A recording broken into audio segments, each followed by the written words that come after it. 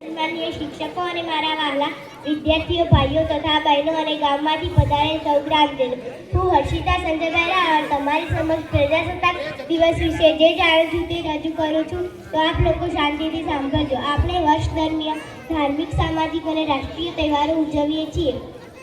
15મી August અને 26મી જાન્યુઆરી આપણા મહત્વના રાષ્ટ્રીય તહેવાર છે. આ તહેવાર સમગ્ર રાષ્ટ્રમાં આનંદ અને ઉલ્લાસથી ઉજવાય છે.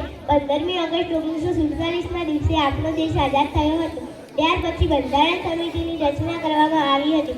આ સમિતિએ દુનિયાના વિવિધ દેશોના બંધારણોનો અભ્યાસ કરીને આપણા દેશના બંધારણની રચના કરી. 26 જાન્યુઆરી 1930ના દિવસે લાહોરમાં રાવી નદીને કિનારે એક સભા યોજવામાં આવી હતી. જવાહરલાલ નહેરુ તેના અધ્યક્ષ હતા. આ સભામાં પૂર્ણ સ્વરાજની પ્રતિજ્ઞા લેવામાં આવી હતી. એ ઐતિહાસિક બરોબરી સ્મૃતિ 26 જાન્યુઆરી 1950ના રોજ આપણા દેશનું બંધારણ અમલમાં મૂકવામાં આવ્યું.